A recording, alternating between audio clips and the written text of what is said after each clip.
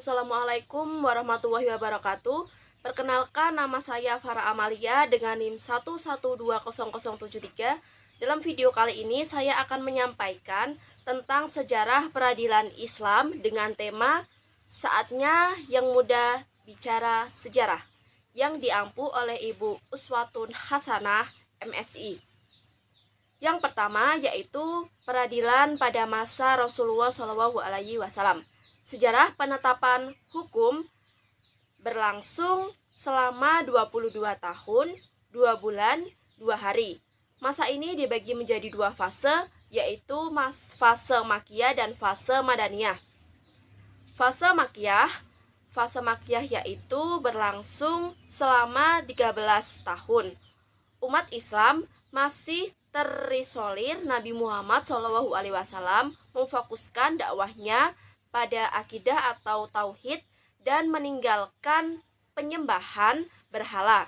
Belum ada kesempatan membentuk perundang-undangan, tata negara, tata pemerintahan, dan lain-lain. Yang kedua yaitu ada fase Madaniyah, berlangsung dari Nabi Muhammad SAW hijrah hingga wafat.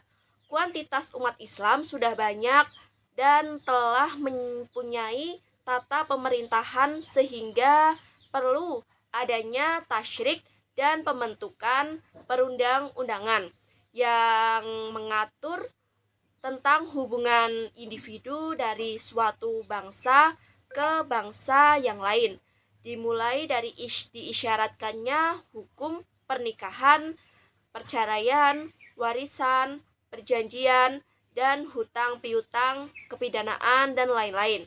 Surat Madaniyah banyak memuat tentang ayat hukum.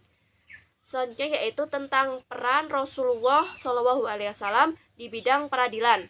Pada peran Rasulullah dalam legislasinya, beliau sebagai satu-satunya sumber segala hukum dan tata aturan, bahkan segala perbuatan dan ucapan Rasulullah SAW juga diposisikan sebagai sumber legislasi dan harus ditaati.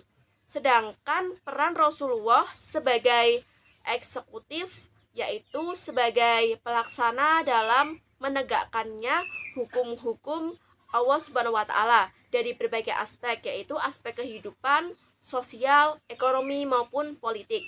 Rasulullah juga berperan sebagai yudikatif, sebagai menegakkan keadilan dan pemeliharaan hak-hak masyarakat yang terkadang mengalami perselisihan atau persengketaan. Kewenangan atau kompetensi Rasulullah SAW dalam peradilan atau yaitu otoritas yuridikasi yaitu memiliki Rasulullah SAW, karena Rasulullah sebagai penerima wahyu satu-satunya yang dinyatakan dalam surat An-Nisa ayat 65. Kitab yang dijadikan pedoman oleh Rasulullah SAW yaitu Al-Quran dan Ijtihad Rasul atau pengilhaman. Yang selanjutnya yaitu proses peradilan pada masa Rasulullah SAW berlangsung sangat sederhana, yaitu terkesan tidak formal tetapi rukun-rukun. Al-Qadha telah terpenuhi dan putusannya Rasulullah SAW mengandung nilai kebenaran sehingga putusan tersebut sangat dihormati oleh semua pihak yang berperkara. Yang selanjutnya itu Rasulullah berpesan kepada Ali agar tidak tergesa-gesa memutuskan hukum sebelum mendengarkan pembicaraan atau keterangan dari kedua belah pihak. Yaitu yang selanjutnya telah adanya peninjauan kembali tentang praktikum wilayah al-hisbah dan mazalim telah dipraktikkan Rasul. Yang selanjutnya yaitu adanya pengawasan yang dilakukan oleh Rasulullah SAW dan wahyu Allah Subhanahu wa taala. Alat buktinya yaitu digunakan pada masa itu, yaitu ada bayyinah atau fakta kebenaran, ada saksi, ada firasat, ada sumpah, ada bukti tertulis, qur'ah atau undian. Sedangkan perangkat hukumnya yaitu yang ada pada masa itu ada ikrar atau pengakuan terdakwa, ada bukti, ada sumpah, dan ada penolakan. Yang selanjutnya yaitu ada peradilan pada masa Khulafaur Rasyidin, yaitu peradilan pada masa Abu Bakar. Kepemimpinan Khalifah Abu Bakar berlangsung selama 2 tahun. Keadaannya peradilan tersebut relatif sama dengan peradilan masa Rasulullah, disebabkan oleh terpusatnya konsentrasi memerangi Muslim, murtad, dan perkembangan yang tidak menunaikan zakat. Kekuasaan Islam belum terlalu luas. Jabatan hakim dipegang oleh khalifah. Pada masa ini, perkara yang muncul sangat sedikit, yaitu yang selanjutnya tentang peradilan pada masa Umar bin Khattab. Pada masa kepemimpinan Umar bin Khattab berlangsung dari tahun 634 sampai 644 Masehi. Pada masa ini, kekuasaan Islam meluas sehingga tugas pemerintahan sudah beragam. Dan pada masa ini Umar bin Khattab mengangkat beberapa sahabat untuk dijadikan hakim, seperti Abu Darda sebagai hakim di Madinah, Syursi di Basrah, Abu Ubaidah bin Al-Jarrah di Syam, dan lain-lain. Sekenta harta benda atau perdata ditangani oleh hakim sementara. Perkara pidana terkait hukum qisas ditangani oleh khalifah, dan penguasaan daerah pengangkatan qadi dilakukan oleh gubernur sesuai dengan ketetapan dari khalifah. Hakim memutuskan perkara dengan merujuk Al-Quran, sunnah, ijtihad, kolektif. Pengadilan hisbah secara formal itu sudah ada. Terdapat surat yang memuat petunjuk untuk qadi, dikenal dengan Risalatul Qadha Umar bin Khattab, yang merupakan prinsip penyelenggaraan kekuasaan keadilan. Umar bin Khattab disebut sebagai peletak dustur atau piranti lunak peradilan. Yang selanjutnya yaitu peradilan masa Utsman bin Affan. Khalifah Utsman mengikuti langkah Umar bin Khattab, yaitu dalam pemilihan qadi. Kebijakan dari Utsman bin Affan antara lain yaitu memberikan surat khusus untuk qadi di daerah agar mereka itu selalu berlaku adil demi terciptanya kebenaran, memberi gaji untuk hakim dan stafnya dari Baitul Mal, mengangkat pejabat administrasi peradilan, dan menyempurnakan administrasinya. Hakim-hakim yang menjabat pada masa Utsman bin Affan ini adalah melanjutkan hakim-hakim pada masa Umar bin Khattab. Kelemahan pada masa ini yaitu hanya melanjutkan sistem peradilan khalifah sebelumnya, dan terdapat nepotisme yang tidak segera ditumpas secara tegas. Dan selanjutnya yaitu tentang peradilan masa Ali bin Abi Thalib.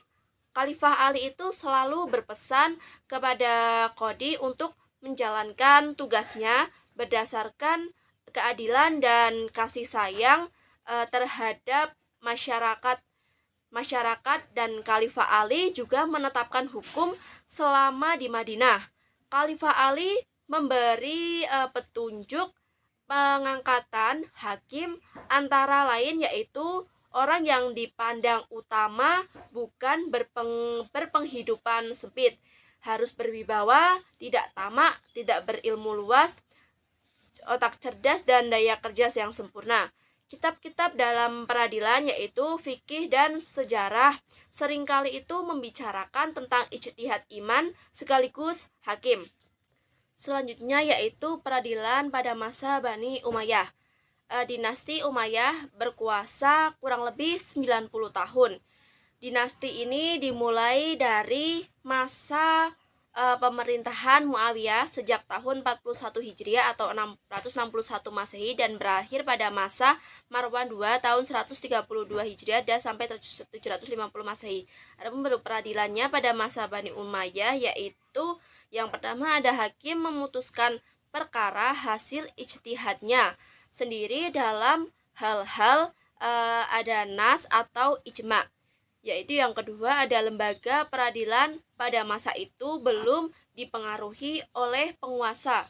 Hakim memiliki hak otonom yang sempurna, tidak dipengaruhi oleh keinginan-keinginan penguasa sendiri. Kekuasaan Bani Umayyah berlangsung selama 90 tahun atau 680 sampai 750 Masehi yang dipimpin oleh 14 khalifah dengan urutan raja yaitu Muawiyah, Yazid bin Muawiyah, Muawiyah bin Yazid, Marwan bin Hakam, Abdul Malik bin Marwan, Walid bin Abdul Malik, Sulaiman bin Abdul Malik, Umar bin Abdul Aziz, Yazid bin Abdul Malik, Hisham bin Abdul Malik, Walid bin Yazid, Yazid bin Walid, dan lain-lain, Ibrahim bin Malik dan Marwan bin Muhammad. Umar bin Abdul Aziz menegakkan keadilan terhadap siapa saja, baik dirinya sendiri, keluarganya, dan para pejabat yang berada di bawah kekuasaannya. Bahkan terhadap hewan sekalipun, pembaharuan yang paling menonjol dalam sistem peradilannya yaitu mengefektifkan peradilan al-mazalim yang sebelumnya tidak mampu mengadili para pejabat, sehingga banyak terjadi kezaliman yang dilakukan secara terang-terangan dan membuat rakyatnya menderita. Dan adapun instansi dan tugas kekuasaan kehakiman di masa Bani Umayyah ini dapat dikategorikan menjadi 3 badan, yaitu yang pertama adanya al-qadha, merupakan tugas hakim dalam menyelesaikan perkara-perkara yang berhubungan dengan peradilan pada masa Khulafa al-Rasyidin. Yang kedua yaitu merupakan tugas al-mustasib atau kepala hizbah dalam menyelesaikannya perkara umum dan soal-soal pidana yang memerlukan tindakan cepat. Yang ketiga yaitu al-nadar fi al-mazalim, yang merupakan mahkamah tinggi atau mahkamah banding dari mahkamah di bawahnya, atau al-qadha dan al-hizbah. Lembaga ini juga dapat mengadili para hakim dan pembesar negara yang berbuat salah. Pengadilan ini langsung di bawah pimpinan khalifah. Hakim pada masa Bani Umayyah antara lain yaitu ada Usaid bin Hudair, yang kedua ada Yahya bin Yahya, yang ketiga ada Umar bin Abdul Aziz, yang keempat ada Salim bin Atas. Yang selanjutnya yaitu peradilan pada masa Bani Abbasiyah. Dalam periode pemerintahannya, Bani Abbasiyah mengalami kemajuan hampir di semua sektor kehidupan, terutama kemajuan bidang ilmu pengetahuan, dari perkembangan ilmu hukum sampai ke perkembangan bidang peradilan. Kemajuan dalam hukum Islam diantaranya dilaksanakannya penerjemahan buku-buku asing, berdirinya sekolah salah satu karya terbesarnya yaitu berdirinya Baitul Hikmah yang berfungsi sebagai perguruan tinggi dengan perpustakaan yang besar, serta yang terpenting adalah berkembangnya 4 mazhab yaitu Hanafi, Maliki, Syafi'i, dan Hambali yang menjadi sumber putusan hakim mulai dari masa tersebut sampai sekarang ini. Selain itu, dalam bidang peradilan juga mengalami perkembangan. Hal tersebut dapat dilihat dengan berkembangnya kreasi-kreasi baru dalam bidang peradilan.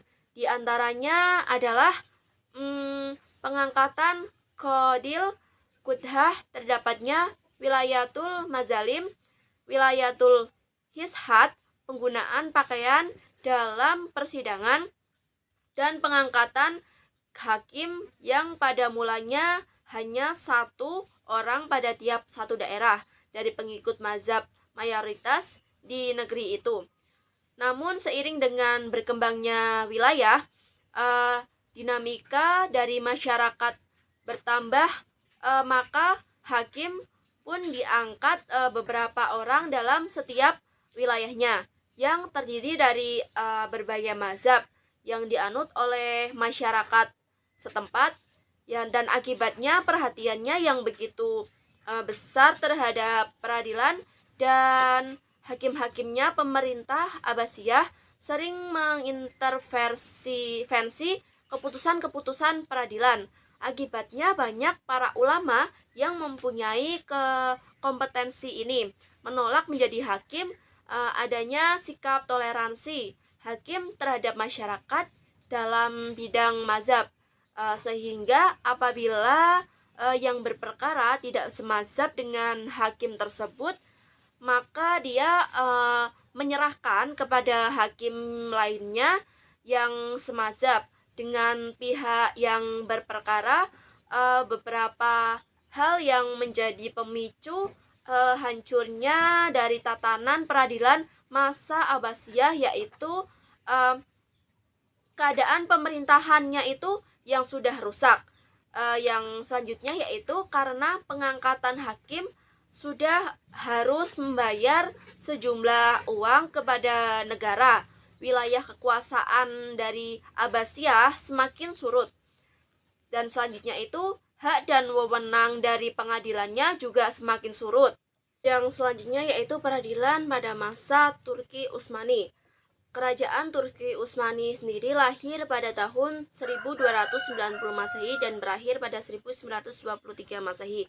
Berawal dari kerajaan kecil lalu mengalami perkembangan pesat dan akhirnya sempat diakui sebagai negara adikuasa pada masanya dengan wilayah kekuasaan yang meliputi bagian utara Afrika, bagian barat Asia, dan Eropa. Bagian timur masa pemerintahannya berjalan dalam rentang waktu yang cukup panjang, sejak tahun 1299 Masehi sampai 1924 Masehi, kurang lebih 6 abad atau 600 tahun.